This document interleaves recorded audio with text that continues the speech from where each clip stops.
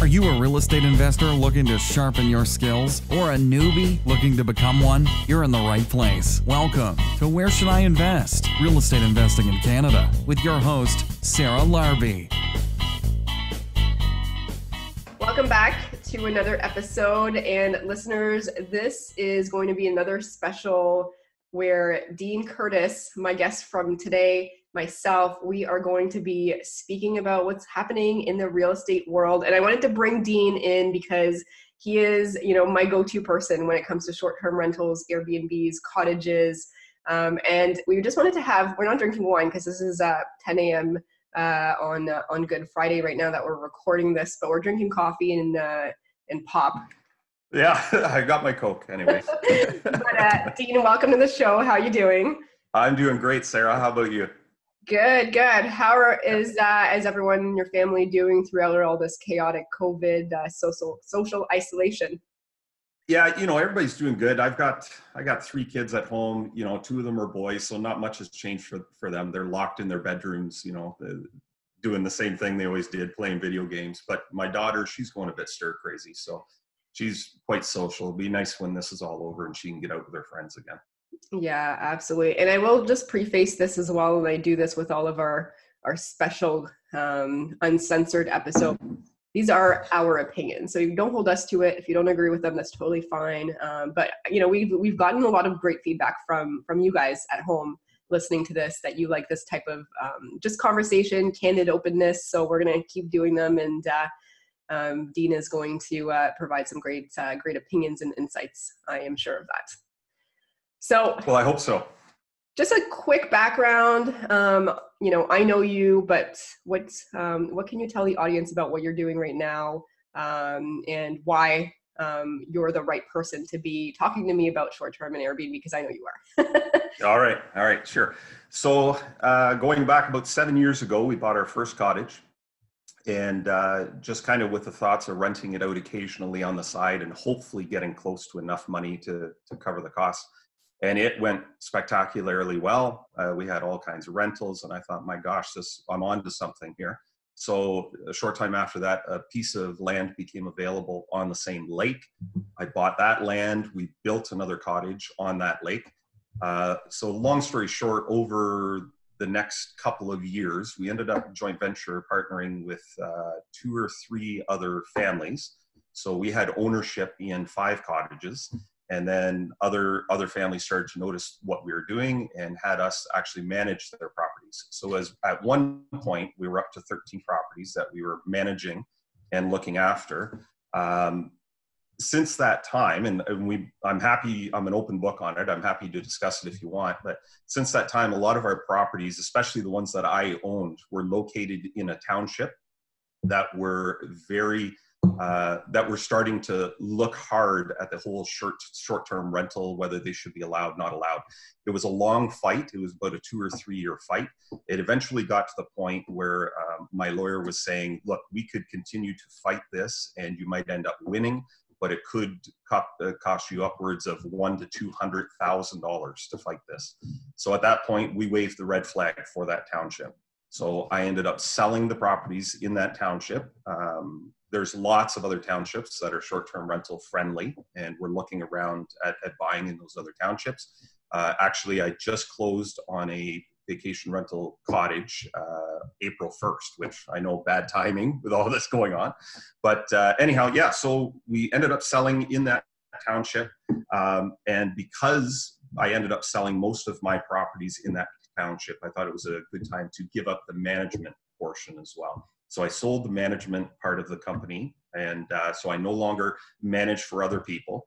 But we did keep 1 cottage in that township, which I put a family in living full-time. So it's just a regular full-time rental now. And as I said, we just closed on another property, which we're hoping to have as a short-term rental. Very cool. So yeah. I love short-term, and I love it even more now that all of a sudden the LTV is closed, and I'm just going to take a guess. It probably won't reopen until September. Just my thoughts, because the other courts are closed, the other like criminal courts and stuff like that. I was told from my boyfriend, who's a police officer and goes to court, that September it's going to be, only opening potentially at that point in time. So with the LTV closed and the risk of having a tenant that doesn't leave for 18 plus months just because of the backlog, Airbnb and short-term rentals just seems like that more obvious choice for a lot of investors and like less risky. But then, recently, as you know, Ford put a ban on short-term rentals. Yeah. And they're fining individuals $100,000 and businesses $10 million, which I think is absurd for short-term rentals. And then on top of that, some municipalities have started shutting off electricity to some of the cottages because they don't want people coming up there, which makes me more livid because everyone's paying taxes. Yeah. So there's a lot of things right now that makes my blood boil. And here's the thing, I'm going to pick and choose my battles. But this one is one that really angers me because it limits our choices and our exit options. What are your thoughts on everything that's going on? Well, it's uncharted territory, right? So, I'm making decisions and plans, and it's difficult because we don't have a crystal ball. Nobody's ever seen anything like this before. What we've decided, as I said, we just closed on a cottage April 1st. So we're still continuing to get it prepared. We were looking for a May 2-4 weekend as being our first weekend to start renting it out. I realize now that that's probably not going to happen. It's not going to be back up and available by that time. However, we're going to still prepare it, get it ready as though it's a short-term rental. I actually have a partner on it. I've spoken with my partner on this deal, and we've decided we're going to wait until June the 1st. If there's still a hold on at that time, we're going to look into our options to turn it into a full-time rental just for a year. And again, the difficulty with that is then now, again, you're under the LTV, right? So now I put a family in there for a year. They don't want to leave at the end of their year. We have a little bit of difficulties, but I've seen some success with it as well. I know Alfonso with his cottages. I know a few other investors that they actually make a point to put families in there during the off season, and they've had great success with them leaving in the spring and then going back to short-term rentals. So I'm going to lean on some of those other investors to see if we can do that. I'm hopeful that maybe the ban will be lifted by the summer, but at the same time, I think it's important to have a plan B in place, right? You want to hope for the best, but plan for the worst. Make sure you've got a B and a C plan in place. How about you, Sarah? Sarah, what's going on with your cottage for the summer? Yeah, so we had it rented, like before this whole ban thing, we had it rented for a week for March break. And then there was another family that was coming afterwards, but my cleaning lady, and granted, she didn't feel fully comfortable cleaning in between as this was all going on. So I said, okay, you know what? So I canceled the second week that the new people were going to come. It is what it is. And then so we went up. And I think we're going to go up and we're going to stay up there. I think the good thing about where we have our cottage is it's still an area where people live there full time. Like our door neighbors live there full time. Their next door neighbors live there full time. So, and it's very private. You can't really actually see your neighbors, which is good. So that's an option. Now, my thoughts on everything. I don't think this Airbnb ban is going to be there forever. I wonder who actually decided this. And I also worry that there's some things being done and COVID is being, blamed for that. But Airbnb is what, like, it's a hotel lobby group, right? And they're the ones that are really pushing for this stuff while they're still remaining open to try to. Anyways, my thoughts on that. I could be wrong, but let's just hope that's the case. Here's the thing is I hate government control, right? I don't feel like I'm doing something wrong. So like, fine, here's the thing. I'm going to do it under the table if I have to.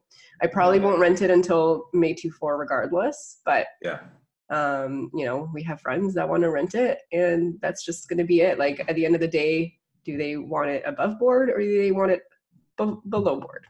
So right. Well, so what I've been saying to my partner is let's look at this realistically, what the worst case scenario could be. So let's say it's shut down for the entire summer. And let's say we don't put a full-time renter in there and maybe we have to eat the costs for 3, 4, 6, 7 months. Okay. So 5-10 years from now, are we going to look back and regret this investment? And I think absolutely not. I think this is a very difficult time. I think it's unfortunate that we're going through this. And I know that there's a lot of people out there with sick family members, and I'm not trying to belittle that at all. But just strictly from an investing standpoint, if you look at a 7-10 year stance, back in 2020, we had 6-7 months where we couldn't rent out. We forced ourselves to go and enjoy the cottage. And maybe while we're at the cottage, we got a lot of other work done, getting our investing spreadsheets in order. Sarah, you've always talked about writing a book. I've heard you on podcasts. Right now, we should be busy doing all that sort of stuff. This is the busiest I've ever been. I'll tell you that right now. I know I'm going off on a tangent here, but take advantage of this time. We can't go out. There's so many distractions in life that you're going out with friends to a restaurant, you're going out to do this and that. We're stuck at home. And right now you should be getting your plan in place, refinancing your mortgages. We have low interest rates right now. You've got cash ready to go. When things change, you get your investing plan in order. You should be, to me, well, and another thing is all of the free information that's out there and available right now. All of these investment groups that you could go and travel and meet with. Well, unfortunately, you can't do that right now. So they're offering it by Zoom meetings. There's so much information out there available. Be a sponge. Read investment books. You should be very busy and ready to go when this is lifted. Anyhow, wow, what a tangent. Sorry. No, but I do agree. I will say though, I feel for the parents that have like kids, because it's hard. Like if you have like 2 or 3 small kids or even one child, I mean, it is still really full time. So I think it really depends. Like for sure, I'm busy. Like I'm just as busy. It's just more Zoom calls and phone calls and all that stuff. But I think this will pass in the grand scheme of things. Like you said, in 7 to 10 years from now, all the investments are going to be worth keeping. I was actually debating whether I wanted to buy a couple cottages, like sell the Burlington place. I'm still kind of torn because I wanted to Airbnb that, but depending on what happens, if I sell it, I could buy a couple cottages. And I think as people unfortunately lose jobs, and there's a lot of jobs that will not come back, they're going to start liquidating. They're probably not going to liquidate their primary. But a lot of homeowners might say, okay, you know what, I probably don't need this cottage anymore. Let's start selling it. And there might be more supply than ever. And people might be a little bit more motivated to sell potentially at a discount. So I think there's going to be some opportunity. Absolutely. I don't necessarily, so I wouldn't put a long-term renter in something that I want to do short-term. I would rather, and I know everyone's got their own opinions, I would rather carry it empty. Because the risk of not having to move out is greater than having to carry it for 6 months empty. And usually like with our cottage, like we'll go up like a week for every long weekend. So we're up there quite a bit. And then we rent out a week for like $3,200 or so, like $500 a day or whatever it is, give or take.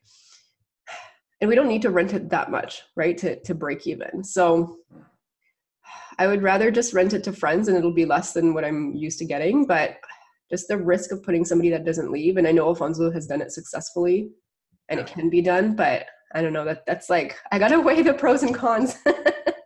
Yeah, I hear you. Yeah, it's tough. It's a tough call. What's your investing strategy right now in general? Like, are you buying right now? Are you in a wait and hold pattern? What are you doing? I'm curious. Yeah, so before all of this, we went firm on a 6-plex, so it's closing, and that one is going to need some work and all that good stuff. So at this point, I think there's going to be some opportunity, but we haven't seen it yet. I think it's still going to be 2 to 3 months till we start seeing the dip potentially, if there is going to be one. If this lasts, right? Because nobody has a crystal ball. Like if we all go back tomorrow, which I doubt. At the time of recording, this is April 10th, but if we all go back tomorrow, it might recover faster. But, the other thing is like, what are your thoughts? Because all of a sudden you've got a bunch of people that lost their jobs that are on the CERB plan with the $2,000 a month. And then they've got their mortgage deferred for 6 months. And then their CERB stuff only lasts 4 months. Like, don't you think that like it's not right now? It's going to be a big issue. It's going to be like 6 to 9 months from now. I don't know. That's just my thoughts. Yeah, absolutely.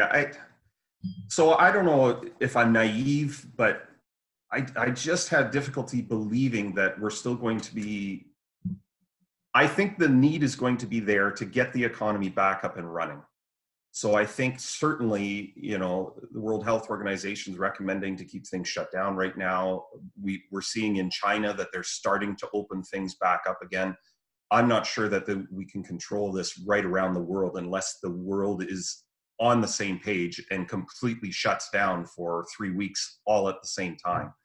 But at some point, I think you need to get the economy going again. And whether that means you're just not allowed into any public buildings unless you're wearing gloves and a mask, or you've, you know, thinking way outside the box, you've got some sort of a certificate with you that you've already had it and you're now immune, or, you know, I don't know. But 9 months from now, it's impossible for the economy to still be shut down. You'll have 50% unemployment, and I think you'll have chaos in the streets. So I just don't see that happening. Yeah, I don't know. It's tough to say. I think what can the economy afford? Maybe another 2 or 3 weeks shutdown, and eventually they have to do something to get it back up and running again. I do. I also, though, worry that there's going to be some jobs that are just not going to be back, right? Like if you're a company, you've lost, I mean, the company I work for, they lose $1 million a week right now. I mean, they're big and they have big pockets, but you know, what about the smaller companies? Like, are they going to be able to take everybody back if their sales or their you know, profits are not where it was before? So there's going to be a lot of jobs not returning. And I think this is why it's important to have more than one source of income. Like, I'm so happy that, you know, even though there's challenges right now in real estate, I'm so happy that I'm in real estate because there's more options than if you were just an employee and then all of a sudden you lost your job and then, you know, you're relying on the government for the 4 months and then what? So I don't think we're going to be shut down for 4 months, but I think once everything is due again in 6 months, mortgages at higher rates start again, and, you know, people still don't have those jobs, I think we're going to be in trouble. But I hope I'm wrong. But back to short term. Yeah. So what do you think, Cottage aside, of the short term industry, you know, in Hamilton and Burlington and Toronto? Like, what are your thoughts? So it's again, it's going to be difficult to say. I wouldn't be doing anything right now, certainly while this ban is on short-term rentals, because your hands are tied, right? I think purchasing now with a 3 or 4 month stance, it's risky, but I think it's doable, you know, because I think certainly things are going to be changed by then. Airbnb is a massive company. They've got to be losing a ton of money right now. So they're of course, now I guess that ban, that's just in Canada, or sorry, is that Ontario? Is that provincial? Yeah. That's provincial. Yeah. Okay. So that's just provincial right now. So maybe Airbnb isn't even hurting that bad, but if we start to see this take place right across Canada or North America, then some of these companies are going to start to get involved as well. I don't know if I'm talking to somebody a client who's looking to maybe buy a cottage right now, I'm recommending them to wait. We got to wait and see how this pans out. Wait till the ban is lifted. I still think it's a very solid investment, even though like some of the struggles I just talked about earlier in the podcast with territories restricting short-term rentals, but it's still a very strong investment strategy. I'm very pro short-term rentals, but right now with the ban, you got to wait and see when this ban gets lifted. Yeah, I mean, I can't see the ban being there forever. I think that the fine is just too steep, and it just makes me wonder, like, why does it have to be that extreme? Yeah. But, you know, and then the other part I'm wondering is, like, okay, granted, hotels might have cleaning staff and measures and procedures in place to disinfect a little bit better than the average, you know, Airbnb landlord, as an example. Yeah. Now, I think as you said, I think it's going to create some good buying opportunities as well. Like, I don't think we've seen the bottom yet. I think a lot of people are going to look at moving out of these cottages because of the ban.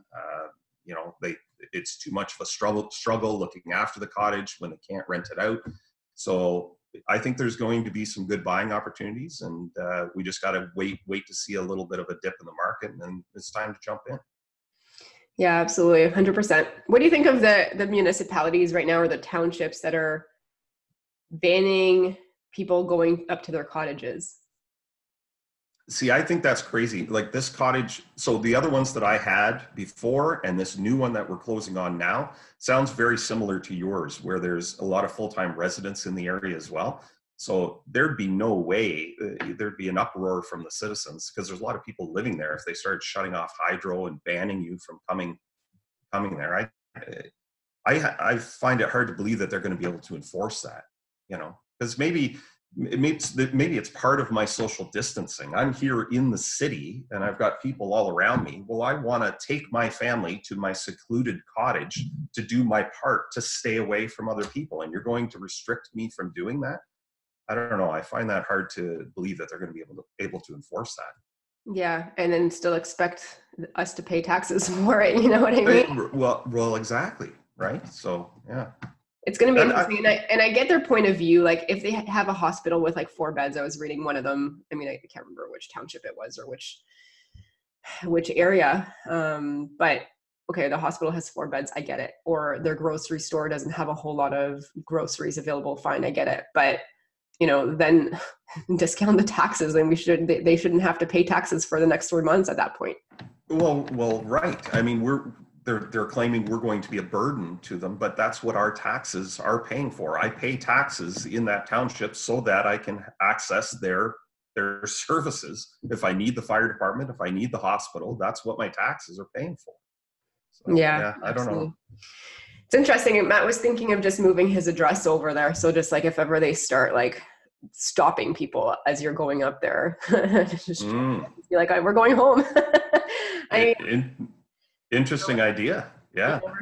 Saying all of this, and by hopefully in 2-3 weeks this is all over and this is a non-issue anymore. But it just enrages me, some of the control measures, right? Like if you're social isolating, fine. Okay. Yeah. I don't tell people where they can go if they're paying taxes for 2 or 3 properties. Fine, if they don't need to rent it. Okay, great. But like we should have access to our own properties. Absolutely. Yeah. I don't know. That's actually the first I've heard of that, is that they're looking at restricting you going to your cottage. Yeah, by shutting off the electricity.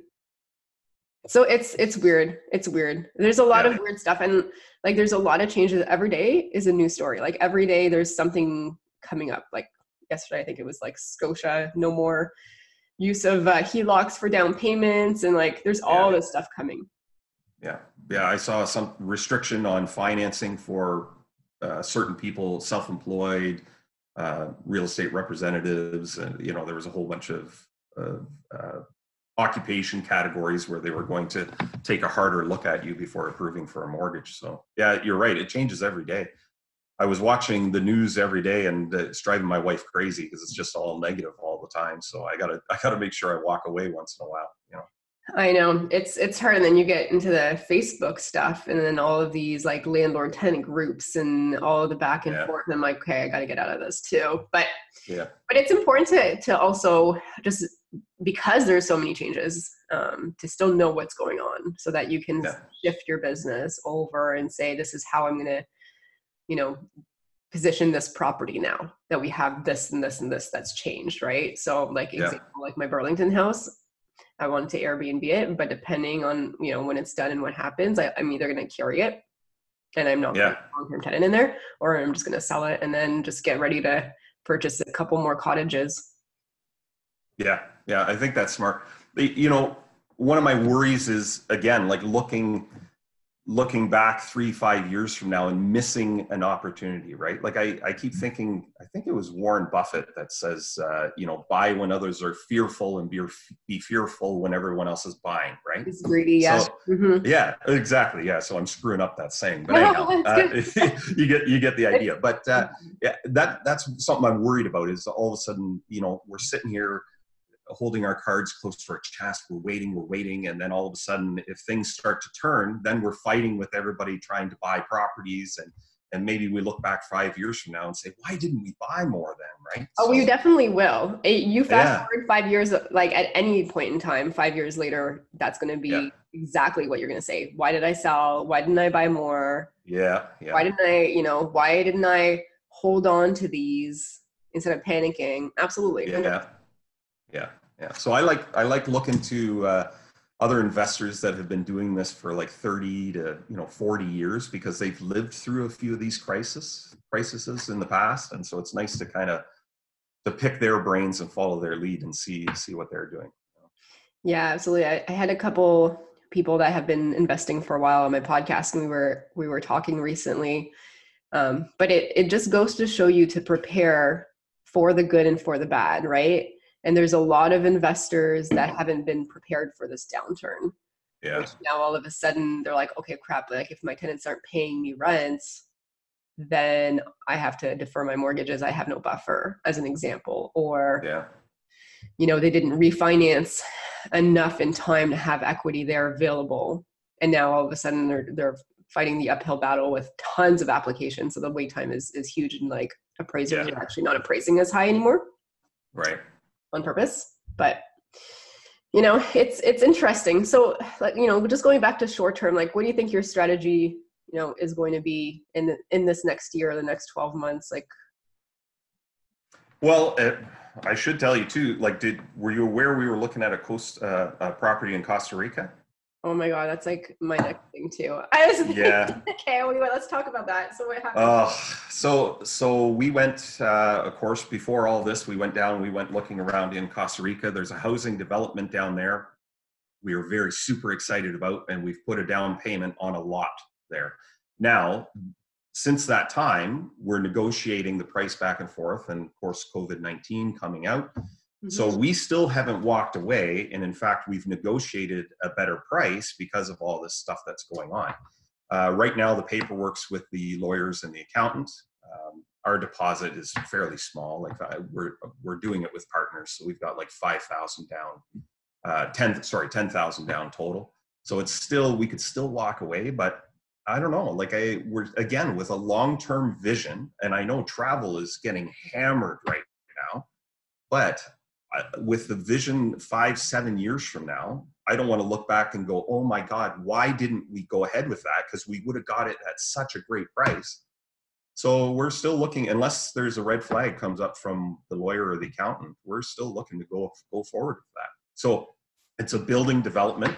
They would still be 18 months before it was built and done. So maybe things aren't up and rolling 100% 18 months from now, but I think they, certainly it might be on its way, like starting to come around and come back. And with the longer view of 5 to 7 years, I'm hopeful that I'm going to look back. I'm either going to look like an all-star or the biggest idiot, but I don't know.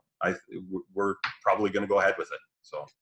Yeah, I really like Costa Rica. I mean, I actually haven't been, but I have done a lot of research on it, and I know a lot of Canadians go there and retire there as well. Yeah. And it's so much more of, in my opinion, the way to go versus going to Florida. Like there's something about the States I'm like, not 100%. Yeah. My goal is to be a snowbird and to travel. Costa Rica just seems like, that next place where you could, they don't have an army. They still have good like healthcare. You don't need a whole lot to show that you get your like citizenship. I think there's just income percentage or like income amount. Yeah, foreign investors, I think anything over 200,000, as long as you're buying, it's either 200 or 250. I'm not sure. As long as you're buying over that price, then you can get yours. Is it residency? I don't think they call it citizenship, but you can get your residency if you're spending over that amount. So we'll qualify for that, and it's an absolutely beautiful country. So we'll have to have you guys down when it's developed. I'd love for you to come down and see the property and see the country. Absolutely amazing. Absolutely. But I think it just goes back to, this is going to be stressful right now buying anything, I think, just because there's so many unknowns. But, if you do it for the long term and you're not stretching yourself too thin and you've got a little bit of a buffer should something happen. Yeah. Well, I mean, I think it's a great opportunity. and especially if you're going to do it, this is the time. Because in 3 years from now, 4 years from now, when it's booming again, you're not getting in at the same prices, right? You're not negotiating it to the same extent either. Yeah, absolutely. So, I mean, I brought up that story just to kind of answer your question, like what my stance is right now on the short-term rentals and Airbnb. Yeah, I'm not buying right now, but I'm not buying right now because number one, the ban is in place. So I want to wait and see when that ban is lifted. And number two, I don't think we've hit our pricing low point yet. So once I think we're kind of at the low point and it looks like we're starting to make a turn, I'm ready to start buying again. So whether that is a month from now, whether that's 3 months from now, I don't know, but I'm ready to go. Not ready to pull the trigger today, but I'm ready to go soon. So. Okay. All right, good. What's your take on just, what the investors that are holding on to some Airbnb properties, not necessarily cottage rentals, but, what are some advice that you might want to give them now that there's a ban in place and they're not able to do any short-term rentals? Yeah, well, it comes back to what I was saying, have a plan B and a plan C in place. So hopefully you've kind of already been thinking about that. Certainly with the start of the COVID virus, maybe you've already started to consider that, but you got to do what you can to survive. So, I mean, I understand your concerns about putting a full-time renter in there, but if that's the only way you have to survive this time, you're running short on cash and you don't have that income coming in, maybe that's going to be your only option, is to put a full-time renter in there. But all I'm going to say is be very, very cautious when you put a full-time renter in there.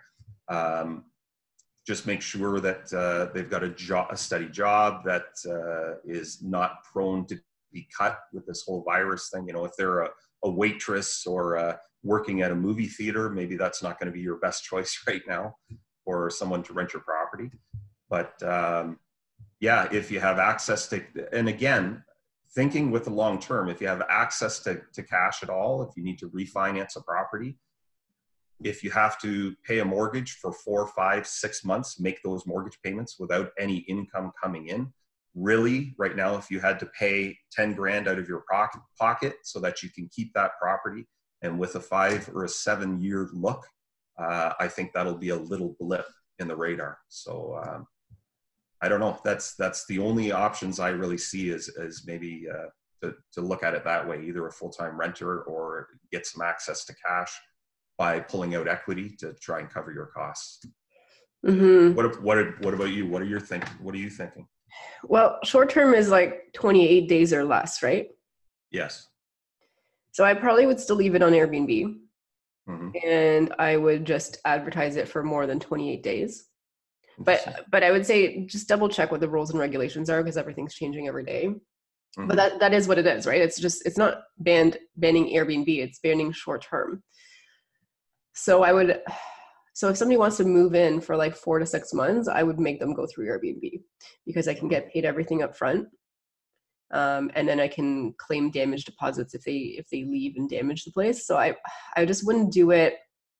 I probably wouldn't do it off of Airbnb. Yeah. Because I would want to get paid all up front.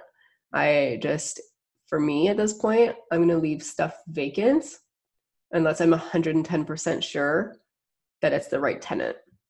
I've got one place that's vacant, and like she has sold her house, so she's getting a chunk of money. And that's the reason I'm renting the one that's going to be vacant. But if I have anything else that comes vacant, I'm going to ride this out. I'm just going to carry it. And I have the ability to do that, thankfully. Yeah. But it's just not worth the risk right now. Yeah, no, I agree. I worry for the people that, that scraped every dime they had together to buy their first investment property, and it's a short-term rental and they're strapped for cash right now. So that's a difficult situation for them. Yeah. So I almost wonder, like, could you bring in a JV and cut them a good deal to bring them in if they bring in cash? Yeah. I think I don't know. I think that's a great option. Like I said, trying to access any cash to get you through. And if that means selling a piece of the property, through a joint venture, you got to do what you got to do, right? I know I've said it over and over again, but thinking of this with long view glasses when you're looking at this, whatever you got to do to get through these next few months, I feel confident that you're going to look back 5-7 years from now and be thankful that you didn't sell the property. You know? Yeah. The other thing that I think people could do, and I literally just did this with one of my students, RSP loans, right? There's a lot of people right now that don't want to be in the paper market. They don't want to be investing in stocks or mutual funds. So like, I loaned out like $50K at 9% for like a year. Nice. I'm totally fine with it, right? And like, I'm doing a little bit more loans like that as well. So like, you could have somebody that you can reach out to that's not blood or marriage related, right? Because you can't do that. Yeah. And then they can transfer their money to Olympia Trust, Community Trust, and they can add it to your property as a second mortgage, or they can add it to a separate property that's not necessarily that property. You can pull out the money. There's just different things, like work with your mortgage broker, work with your lawyer, but there's ways that you can have access to some of that cash. Yeah. No, I think that's another great idea. Yeah. And whatever you got to do. Yeah. And even if you're paying 6 to 12%, I mean, if it's over 6 months and you have the ability to prepay with no penalty, set it up so that it's a win-win for both parties. I think that's a better way personally than deferring mortgage payments or, losing your property or having to flash sell at a discount because you can't hang on to it. Yeah, no, great idea. Absolutely. Yeah. There's money out there. It's just a matter of what the cost is. Yeah. No, that's true. You're absolutely right. Yeah. So, any final thoughts, any other, things that you're thinking about when it comes to Airbnb, short-term rentals in general, cottage rentals that we haven't covered? I don't think so. I think all I'd like to say is a lot of this conversation was a little bit doom and gloom, but I think there's still a lot to be positive about. I think with a long-term view, this is going to be we look back on this and it's going to be hopefully just a great buying opportunity, within the next couple of months. So, like I said earlier, take that time, make sure you've got everything in order and prepared and ready to buy if you're able to. Hopefully we're looking in the rear view mirror and saying, thank God we held on to the property, or thank God we bought it, because there's a lot of pent up frustration right now because people can't go out, and when they finally lift the ban and when we're not all quarantined to our houses, especially with the nervousness of getting on planes or boats, I think people are going to want to go to cottages to get away. So I think it's still a great investment strategy. Oh, 100%. Like you don't even know when they're going to lift the borders. Like we might be able to go back, but there might still just be, a border, freeze at some point. Yeah, absolutely. And if we're doing well and the other countries aren't, we're not going to want to go there. Yeah, that's right. So absolutely. There's going to be tons of opportunity. I think, there's always going to be light at the end of the tunnel. There's always solutions. Yeah. And there's always going to be ups and downs in the market. And like, this is what we're dealing with in 2020. It's going to come back. Something else is going to happen, whether it's a different version of this at some point again, or just something entirely different. But, prepare for the good, prepare for the bad, look for opportunities in both, because there really, truly are. And there's probably going to be some better opportunities that we haven't seen for years, I think, in the next 2 to 6 months, just thinking. Yeah, I agree 100%. Absolutely. So awesome. Dean, if the listeners wanted to reach out, where can they go and how can they do that? Best way, I guess, would probably be through probably Instagram, Dean Curtis Real Estate, at Dean Curtis Real Estate. Best way to get a hold of me. I try and post on there daily, and something I pride myself on is giving the good and the bad. I like to show the real truth about real estate investing. So if I've got today, for instance, I'm actually driving to one of my investments. I've got a feud going on between two tenants in one of my properties. So I'm going there to try and resolve that. But so there's a lot of work and some difficulties that come along with real estate investing, but the income that can be made makes it all well worth it. So if you want a real picture of what investing in real estate is all about, you can check me out on Instagram. Amazing.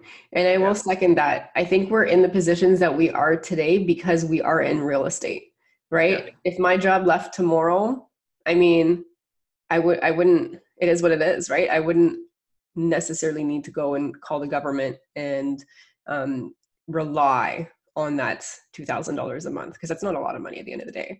But I think it's because of real estate that we're able to do what we do.